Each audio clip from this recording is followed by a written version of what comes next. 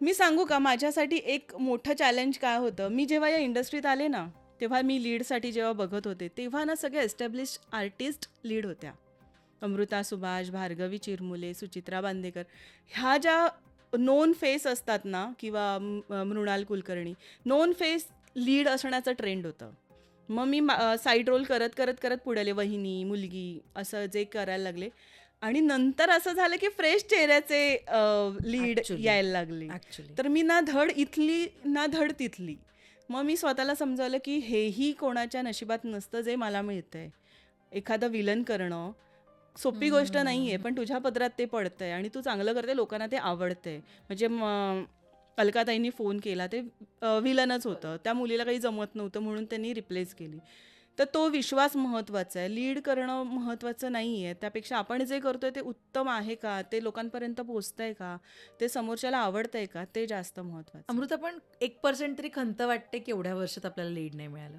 हो वाटते, पण माझ्याकडे अजूनही होप्स आहेत. ऑफकोर्स.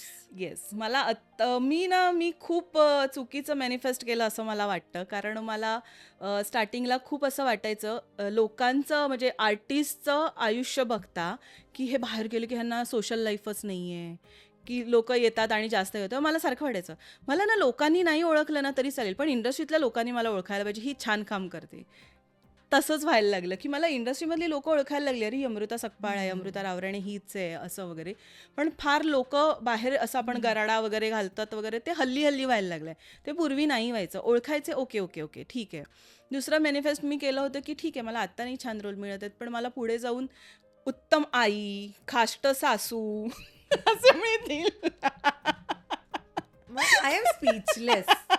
मला नाही कळते मी आता काय बोलू यावर. हो, Yes. मी हा विचार करायचे आणि मग नंतर असं झालं की मी हा विचार का करते, मी आत्ता आहे ते का नाही मी विचार करत आहे. तर बघ ना, माझ्या पदरात आता काकू, मी काकूसाठी कधीच रेडी नव्हते, पण आता तेच येत आहेत माझ्या हातात पदरात. पण पण जसं तू म्हणालीस ना की होप्स कधीच सोडू हो, नकोस. You never yes. नो. आत्ता मला माझ्याकडे काय होप्स आहेत माहितीये का, की आत्ता अशा पण मालिका येत आहेत, जसं आपण बघतो की आई कुठे काय करते, या लक्ष्मी निवास, लक्ष्मी हर्षदा निवास. मम्मा लीड करते. येस येस, तर तशी माझ्या वाट्याला आहे आणि मी तेव्हा बूम करणार आहे. क्या बात आहे.